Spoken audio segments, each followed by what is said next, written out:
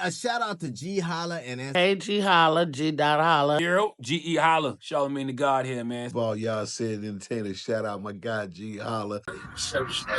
Rocking right now with Ge Holla. Shout out to Ge Holla reaching 1 million listeners on his podcast. Karma Nova. What's happening? Yeah, what's poppin'? Yo, Cam, pass me the lighter. I love the Cool. energy. Very Hey. smooth criminal. No, growing up in the Bronx is exactly what it sounds like. I grew up in a 1-bedroom, 4 kids, 2 parents. I had the roaches in the kitchen. It was, it was really bad. I grew up on a hill, 5th floor, no elevator. Like it is what it was. But at the time, I didn't think that was bad. I grew up thinking that this is normal. But we grew up on welfare. And my whole life growing up, like my mom used to be like, oh, like you're gonna be a star, you're gonna be a star, you're gonna be a star. She used to think I was gonna be a singer. I can't sing, but when I was young, I used to be obsessed with Alicia Keys, so I used to always sing her songs. And she's like, "You're gonna be a star. You have that star potential." And I really never believed it. I never even wanted to be center of I never wanted to be in the music industry until I moved to Miami. You can never bring me back to the hood. Now, honestly, when I moved to Miami, I moved over here with the mindset that I wanted a change of scenery. I wanted a better life than what I had in the Bronx. I already had my son at this point. I was with the dad, kind of, not really. But we moved over here and I kind of just fell in love with I fell in love with the fact that everybody in Miami reminded me that I'm really a bad bitch. No, but when I moved to Miami for the first time, I had so many strangers like, yo, you a bad bitch. You could get whatever you want. You could be wherever you want. You could put yourself in whatever room you want to be in. And I never really experienced or thought about that because I spent most of the time I was supposed to be partying being a mother. I got pregnant by 19, had my son, gave birth when I was 20, did the mom and housewife thing. And I was miserable. I was so miserable. So it's like, okay, when I moved to Miami, now I see the outside life. Now I'm learning what social media is. Now I'm looking at the glam, the popping out to the club, making a scene, the groupies around you, the everything. And I was like, yo, you know what? That's who I'm supposed to be right there. The person that is supposed to be front and center. Because don't get me wrong, I love attention. I'm an attention whore. I love it. I don't give a shit. I love it. I need it. I thrive off of it. Thank you. But I'm like, yo, you know what? I need to be a rapper, because I started hanging around rappers, organically in Miami. So I started hanging around rappers, and I hated being part of one of the girls in the group. I'm like, ew. I don't ever want to be considered a groupie or one of the girls that you invite to turn up. I'm not trying, I was like, no, I need to be the person that people are showing up for, right? So I told my little brother, he's super talented. His name is Infinities. I told my little brother, I'm like, yo, I need you to ghostwrite a song for me. And he's like, what you mean ghostwrite a song for you? I'm like, listen, bro, I'm out here in Miami. I really feel like with my looks and my energy, I can make this thing pop. But I need the song, right? You're gonna ghostwrite it. I'm gonna blow up and get famous, and you can't tell nobody you wrote it, and then we're gonna be rich, right? That was the master plan. He's like, nah. He's like, no, first of all, no. He's like, if I ghostwrite a song for you and you blow up, I'm telling the entire world that I wrote that song, that you do not know how to rap. He's like, so I suggest you take yourself to the studio, lay down a track, and if you don't know how to rap, don't try to be something that you're not, right? Because this is a lifestyle. This is people lay down their lives for this because it's their passion, it's their career. So I'm like, all right. I went to the studio. I laid down my first song ever. I didn't know what a hook was. I didn't know what a verse was. I didn't give a shit. I was just like, I got a whole lot of shit to talk. So that's what we're going to do. And I go in there, I go to mix and masters, and my engineer is like, he looks at me and he's like, I'm not going to lie.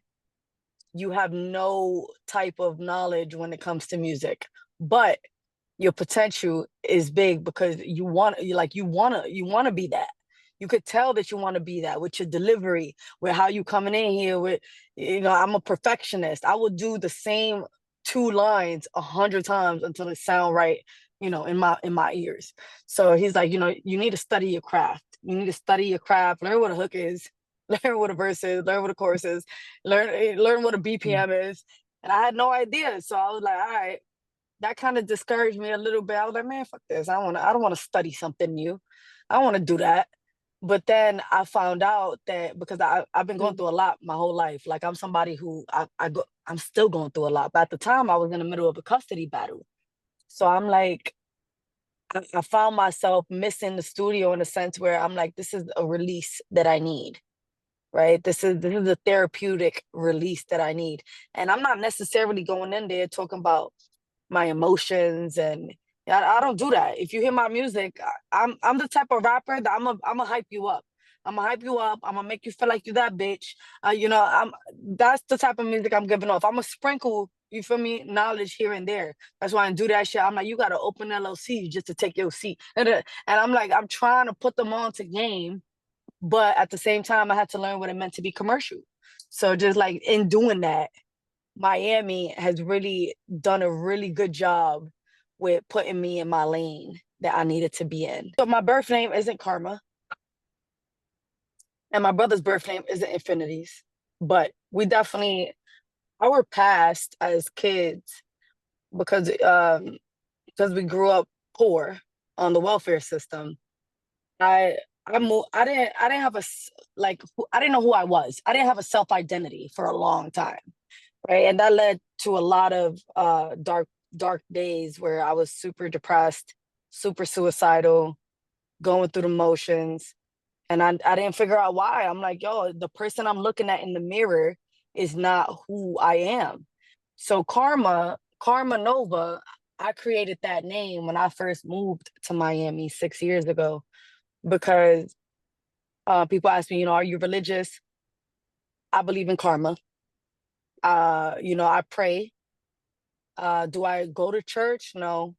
Do I know the whole Bible? No. Do I think that I'm wrong for being like that? No. But I know that I believe in karma because what I've learned throughout all of my experiences, even before I became karma, was everything that you give to this universe, it's gonna give it back to you.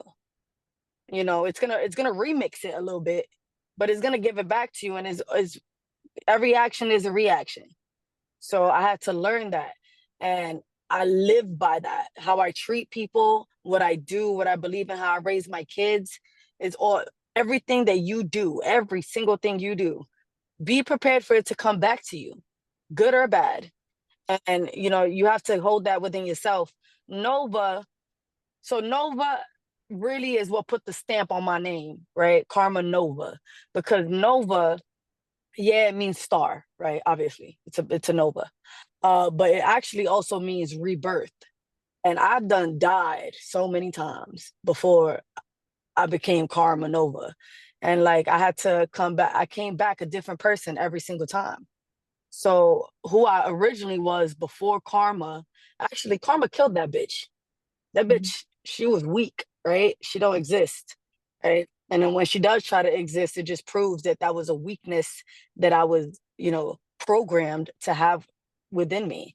So I beat her up, put the body in the backyard, all that. But but I stepped into a new being of myself, as I should.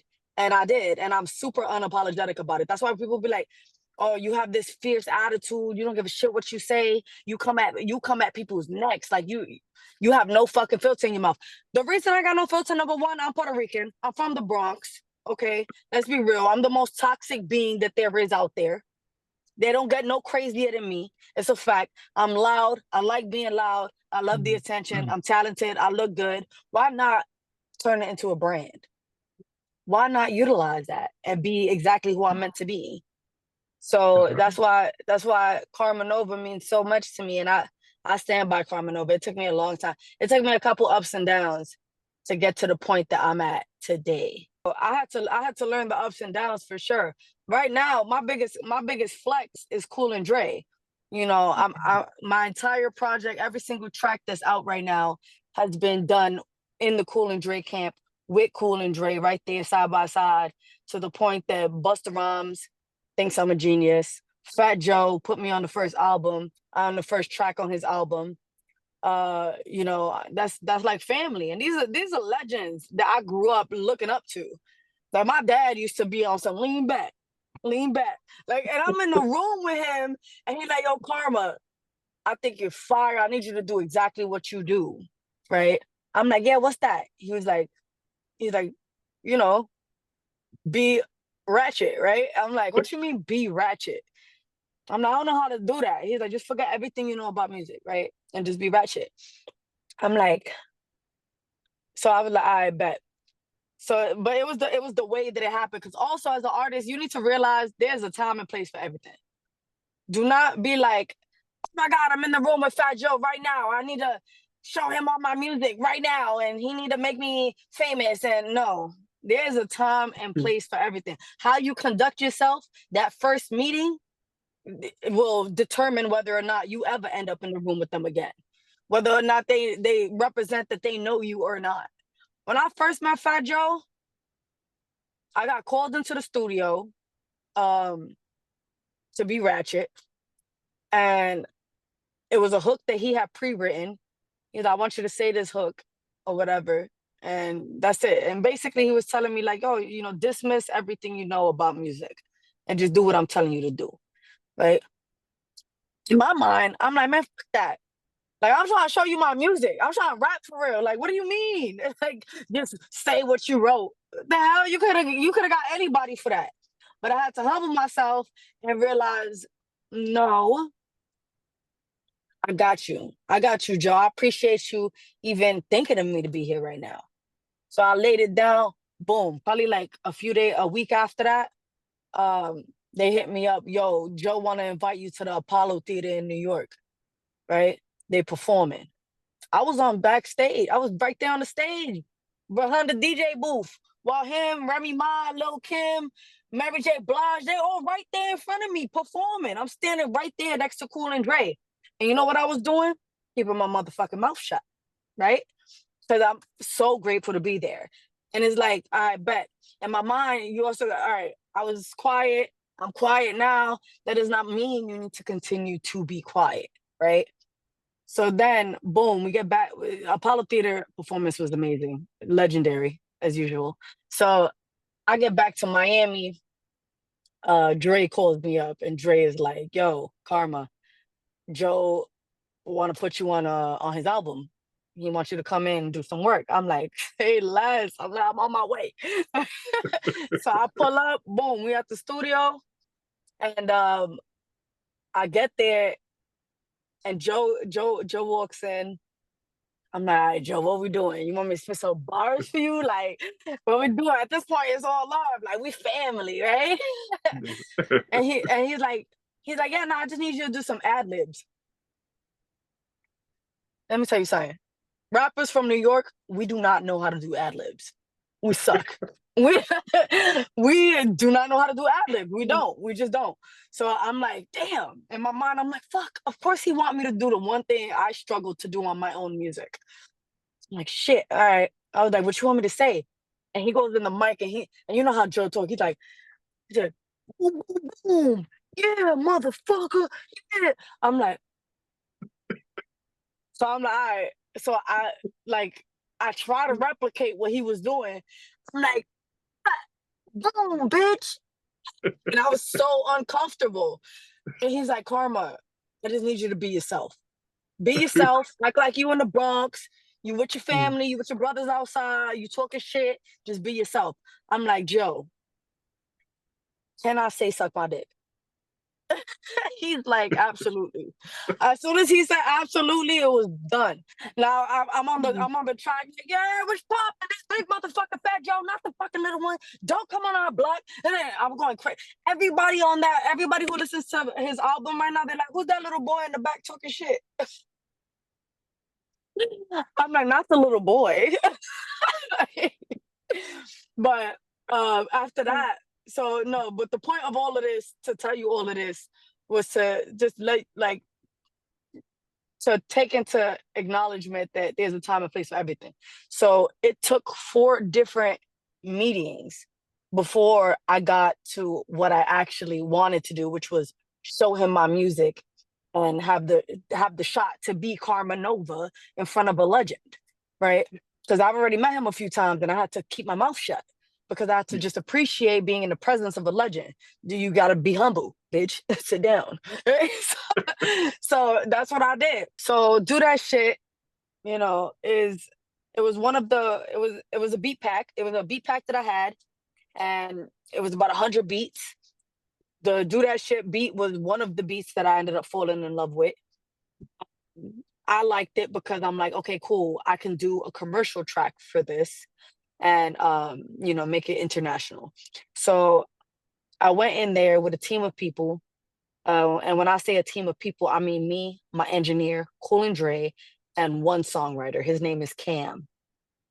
We go in there and I fired a lot of songwriters, but Cam, he made the cut. Because I don't really work with songwriters. And Cool Dre was like, you have to be open to working with songwriters. Like, you just have to be, because it's the industry. And I'm just like, I write my own shit. I do my own shit. But they're like, yeah, that's all great and all of that. But, you know, you need to be able to have that diversity. I'm like, all right. So I brought him in.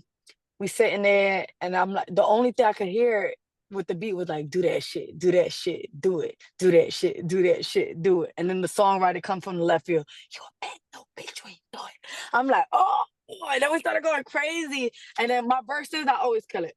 That's my moment to shine and talk my shit. So we do that shit, and I didn't even love it fully. I was like, oh, it's all right, whatever, because I have recorded 2 other tracks. So when I had presented Do That Shit and the 2 other tracks to Cool Dre, I'm like, yeah, but Heavenly Father's my favorite one because it's my most gangster track. I feel like that one's gonna go viral.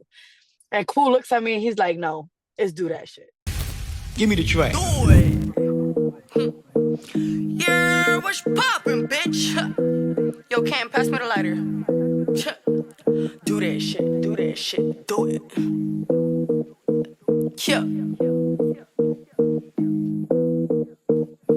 I'm a little bitch with a big mouth, got a little fetish with a big house, big strap, big chain, bitch, I'm iced out. I'm a vibe like a gangster bitch, every ride is the gangster whip. I'ma slide on the gangster dick, big brr when I post a bit. But you wanna sit with me, let me tell you something. I ain't fucking with the bitches, they ain't putting nothing. Only fucking with the bitches, they can show me something. Bend it over, bitch, I better see you eat it up. Slow it down, then I gotta see you speed it up. Put it down on the boss ass bitch, looking at you while you beat it up. Do that shit, do that shit, do it. Do that shit, do that shit, do it. Do that shit, do that shit, do it. You're a bad little bitch when you do it. I'm a fatty, a real fatty. I got a slim coke, bitch, call me Big Daddy. I love a nice dark king and a real fatty. I got a slim coke, bitch, call me Big Daddy. I'm a fatty, a real fatty. I got a slim coke, bitch, call me Big Daddy. I love a nice dark king and a real fatty. I got a slim coke, bitch, call me Big Daddy. Cool hit me up. He's like, yo, yeah, he hit me up and he's like, pull up. I got Busta Rhymes coming to the studio, right? I'm like, word? Say less, I'm there. So I pull up, I'm there, and I'm like, I was there early. So me and my engineer, we started recording something. Tiffany Haddish walks into the studio session with Dre, right? So I'm like, oh shit. So as soon as she walked in, they shut down whatever the hell I was recording. I don't even remember what I was recording, but they shut it down and she started playing her shit, right? And like, I had to check myself because I'm like, no way you just shut me down to play your shit. Like, but then that's another moment. Humble yourself. Shut up when you're in the presence of a legend because you need to learn, you need to take what you can, and you need to leave a good impression.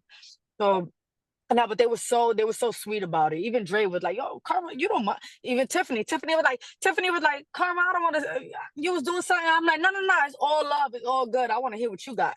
Like, I'm just so happy to be here right now. Busta wasn't even there yet. So I'm like, all right. Then about an hour go by, Busta walks in. Super sweet guy. Says hi to everybody. Hey, walks in, says hi to me. He's like, what up, queen? Give my little hand a little kiss and shit. I was like, ooh. I was like, yo, all right, cool. Cool was in the kitchen cooking some pasta. I was like, yo, this is crazy, right? I can't believe I'm here right now, right? So we all sitting at the dinner table and I'm real quiet, right? I always got a lot to say, so I'm real quiet. I'm not saying much. I'm just like really grateful to be there. And we at the dinner table, me and Tiffany chopping it up. Busta Rhymes is eating. We all eating. Food is amazing. Cool could cook his ass off. So yeah, we all full. And you know it's pasta, so we extra full. So now one of he was like, I don't even know what to call him. He was like a manager in a sense, but he's like, all right, so when we get back in the studio, we're gonna properly introduce you to Busta and we're gonna play a track for him, right? So I look at Cool, I'm like, which track? Please tell me Heavenly Father, right? He's like, no, do that shit. Is the track that's gonna take you there. I'm telling you that. I'm like, oh my God. I was like, it's not even ready. It's the first draft. It's not even ready. I was like, oh my God, all right, go ahead, show him. So we play it for him, and he I have it all on video, so y'all know I'm not capping. I got the receipts. So so he vibing to it, and he's just nodding his head the whole time the track is playing, right? And then he said a couple words to me. He was like, yeah, no, that shit was hard. It was good. And it wasn't given, his reaction wasn't given what I thought it was gonna give. So in my head, I'm like, yo, he think I'm doo-doo. Like, he think I'm trash. So like, I can't believe this. So I'm like, I'm super discouraged. I'm like, unbelievable. So, but I'm whatever, I'm humble, I'm staying quiet. I'm like, I appreciate you for listening, whatever. He's like, yeah, nah, you already locked in, whatever you need. I'm like, all right, he's like, all right, one of my artists is about to pull up and work. I need her to finish whatever the fuck. So somebody else pulled up and took over the studio that we had to get out the studio. Busta Rhymes sit down in a chair. He started getting a haircut in the middle of the dining room table, right? And at this point, I'm a little lit. I'm a couple shots in. I'm like, all right, no apologies. So I put a chair right next to him while he's getting a haircut. And I'm like face to face for him. I'm like, so what's good, Busta? And he's like, I ain't gonna lie to you, Karma. What you did with that track was genius. I'm like, word? Because your reaction in there. And he's like, nah. He's like, do you know what you did there? He's like, that's a Doodoo Brown beat. Nobody has been able to do anything with Doodoo Brown since Doodoo Brown came out. He's like, you did that shit. You really, really did that shit. He was like, it was genius. He's like, and I'm so excited to see where your career goes because you did that and you have my full support on your career. I'm like, I bet, say less. So that's when we really started putting all the dollars and everything, all the marketing behind do that shit. Busta Rhymes really gave that stamp. Busta Rhymes really gave that stamp for do that shit. So we went hard. We did a 14-hour music video day, $30,000 on that music video, came up with a choreography, had TikTok in mind, had all of that in mind when making this music video. We kept the brands in there, Alexander McQueen, Red Bottoms, all type of shit going on in that video. It's been international. I'm international with that song. They're remixing it right now to EDM. They're remixing it to house music. I got the house mix right now. It sounds fire. We're putting it out. And it's like this track is the track that's going everywhere right now. Do That Shit by itself is over 1 million streams by itself.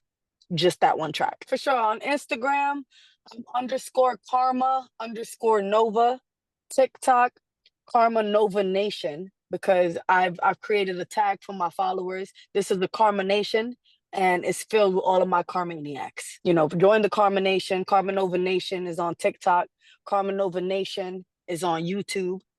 You can subscribe to YouTube, Karma Nova Nation. Twitter will be the same thing. Twitter is going to be Karma Nation. I'm Karma Nova. I'm here with MycelebrityLife, and I got GeHolla in the building. I ain't gonna lie, GeHolla got me talking. He got me talking. He got me right. We dropped some knowledge on y'all. Make sure y'all tapping in, and I appreciate you so much, Holla.